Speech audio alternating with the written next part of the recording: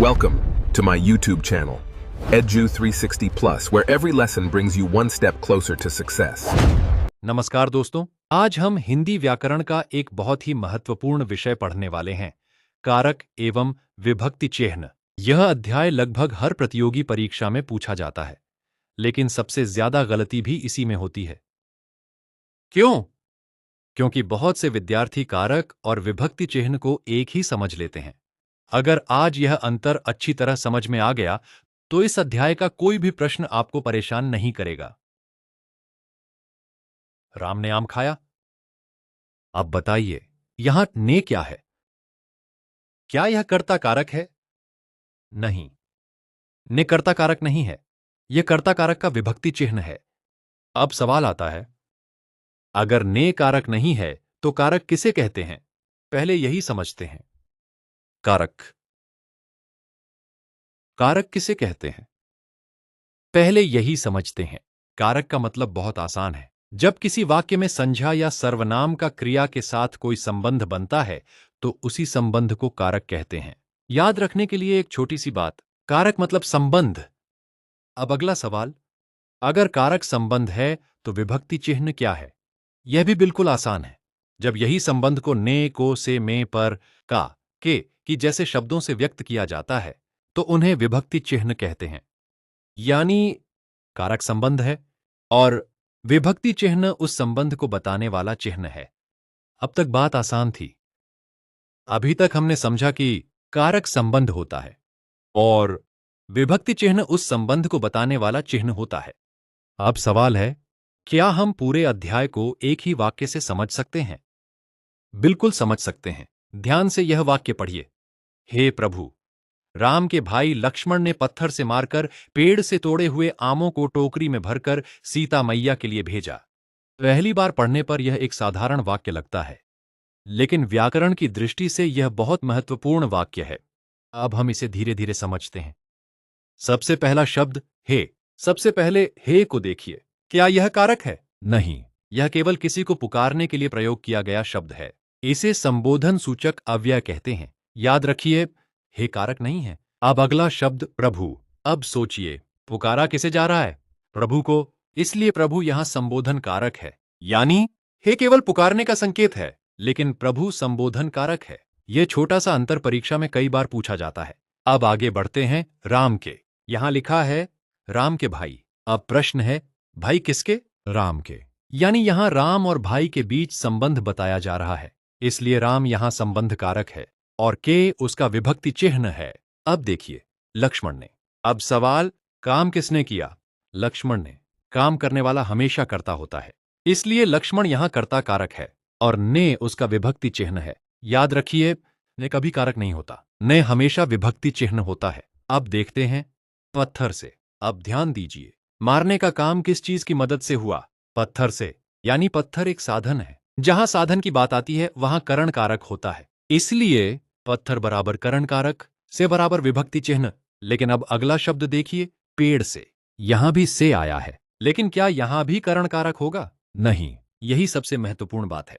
फल पेड़ से अलग हुआ है। जहां अलग होने का भाव हो वहां अपादान कारक होता है, इसलिए पेड़ बराबर अपादान कारक, से बराबर विभक्ति चिह्न।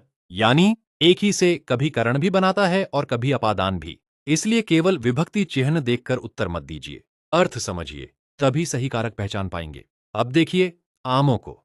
सवाल है, भेजा क्या गया? आम। यानी जिस पर क्रिया का प्रभाव पड़ रहा है वह कर्म कहलाता है, इसलिए आमों बराबर कर्म कारक और को बराबर विभक्ति चिह्न। लेकिन यही एक बात ध्यान रखिए, हर बार को देखकर तुरंत कर्म कारक मत मान लीजिए। क्यों?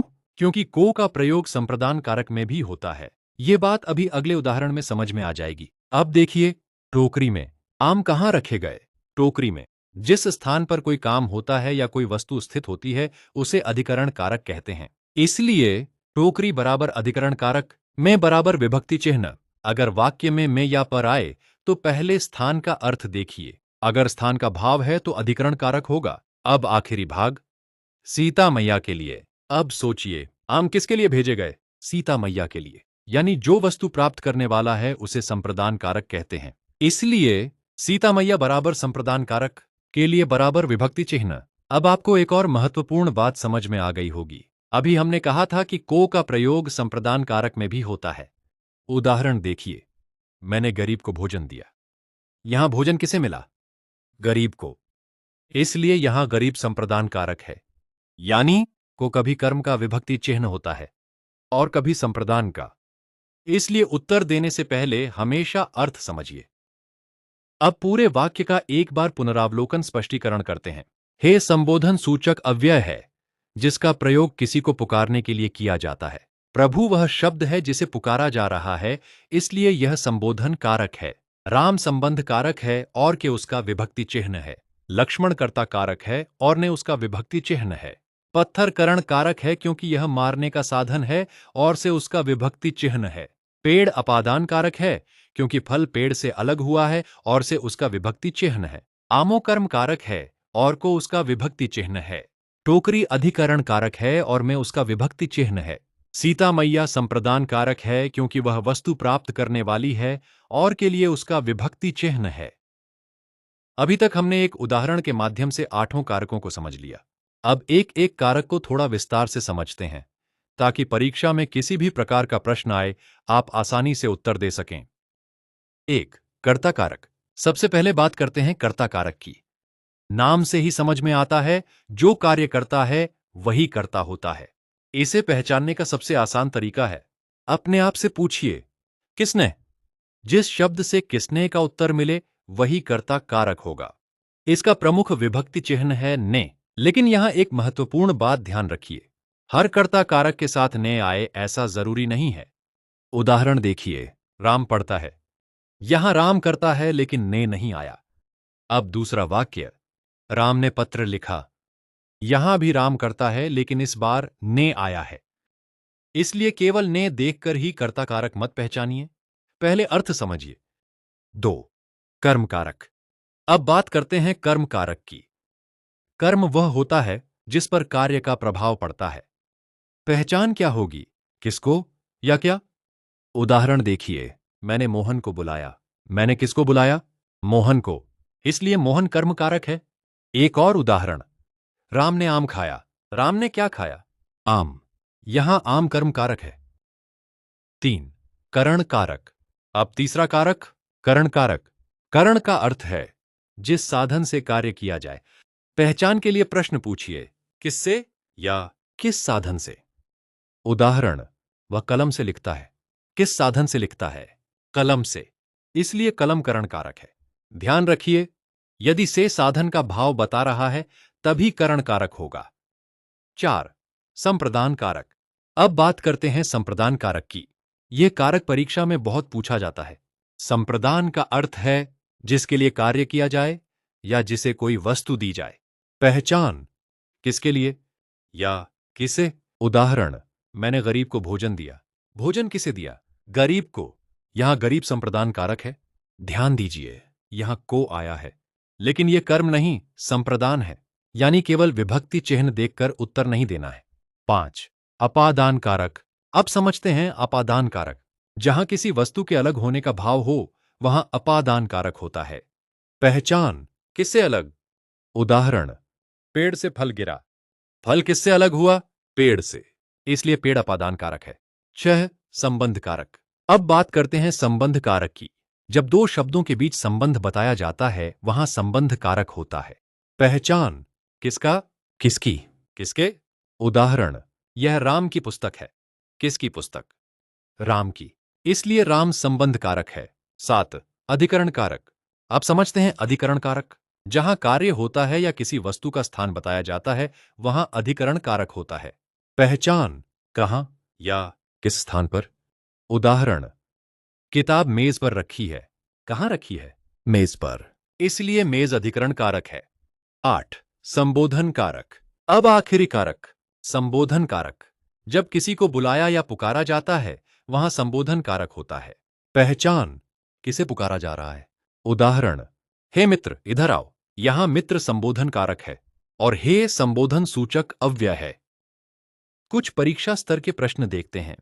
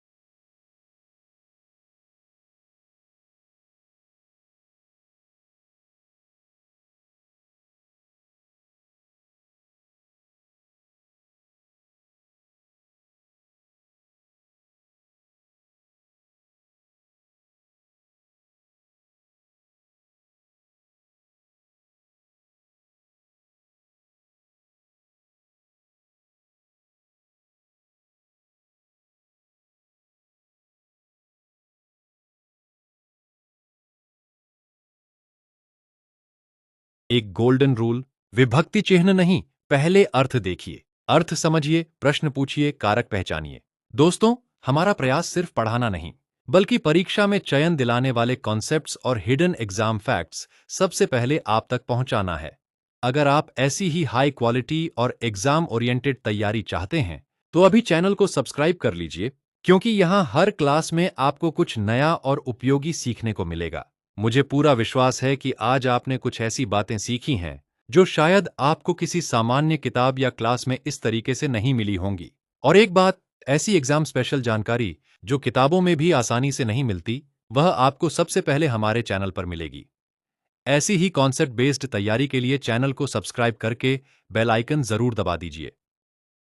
एक छोटी सी महत्वपूर्ण बात, आज हमने जो कारक सीखे हैं वे केवल कारक अध्याय तक ही सीमित नहीं हैं। आगे जब हम समास, विशेषकर तत्पुरुष समास पढ़ेंगे, तब यही कारक आपकी सबसे ज्यादा मदद करेंगे, क्योंकि तत्पुरुष समास की पहचान ही अलग अलग कारकों के आधार पर की जाती है। इसलिए आज का यह अध्याय अच्छी तरह समझ लीजिए। आगे समास पढ़ते समय आपको चीजें बहुत आसान लगेंगी। यही छोटे छोटे फैक्ट्स परीक्षा में सही और गलत उत्तर का अंतर तय करते हैं। ऐसी हाई वैल्यू एग्जाम ट्रिक्स के लिए चैनल से जुड़े रहिए। अगर आप प्रतियोगी परीक्षाओं में दूसरों से एक कदम आगे रहना चाहते हैं, तो ऐसी छोटी छोटी लेकिन बेहद महत्वपूर्ण ट्रिक्स मिस मत कीजिए।